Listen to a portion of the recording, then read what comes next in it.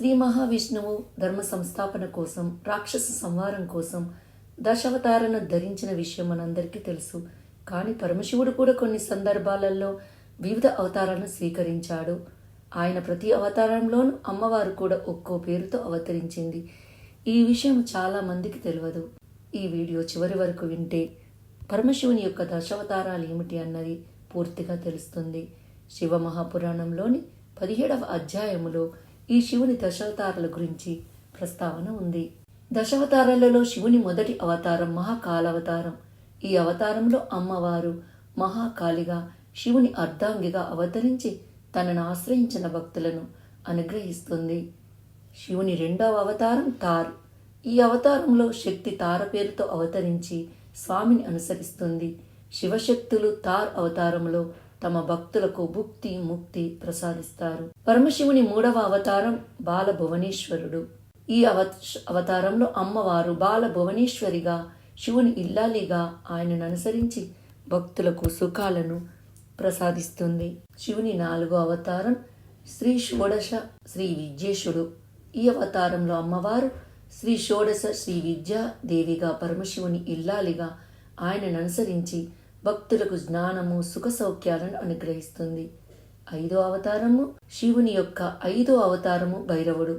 ఈ అవతారంలో అమ్మవారు భైరవిగా శివుని ఇల్లాలిగా అవతరించి తన ఉపాసకులు భక్తులను సర్వకాలాల్లో సదా రక్షిస్తూ ఉంటుంది. శివుని యొక్క ఆరో అవతారము చినమస్తకుడు. ఈ అవతారంలో అమ్మవారు చినమస్తకిగా అవతరించి తనను ఆశ్రయించిన భక్తుల పాపాలను హరిస్తుంది. శివుని యొక్క ఏడో అవతారము ధూమవంతుడు. ఈ అవతారంలో అమ్మవారు ధూమావతి పేరుతో శివుని ఇల్లాలిగా అవతరిస్తుంది. ఈ సమయంలో ఆది దంపతులు ధూమవంతుడు ధూమావతిగా తమను కొలిచే భక్తుల పాలిట కొంగు బంగారమై విరాజిల్లుతున్నారు. పరమశివుని యొక్క 8వ అవతారము బగళాముఖుడు. ఈ అవతారములో పార్వతీదేవి బగళాముఖిగా వెలిసి భక్తుల ఈతి బాధలను పోగొడుతుంది. శివుని యొక్క 9వ అవతారము మాతంగుడు. ఈ అవతారంలో అమ్మగారు మాతంగి పేరుతో శివుని ఇల్లాలిగా అవతరించి భక్తులకు సిరి సంపదలను అనుగ్రహిస్తుంది. శివుని యొక్క దశావతారము కమలుడు. ఈ అవతారంలో అమ్మవారు కమల పేరుతో శివుని ఇల్లాలుగా అవతరించి భక్తులకు భోగభాగ్యాలను ప్రసాదిస్తుంది. ఈ అవతార విశేషాలన్నీ ఎక్కువగా తంత్రశాస్త్రాలలో కనిపిస్తాయి. తంత్రశాస్త్రాలలో కనిపించే పార్వతీ దశావతారాలు దుష్ట శిక్షణ శిష్ట రక్షణ చేస్తూ ఉంటాయి.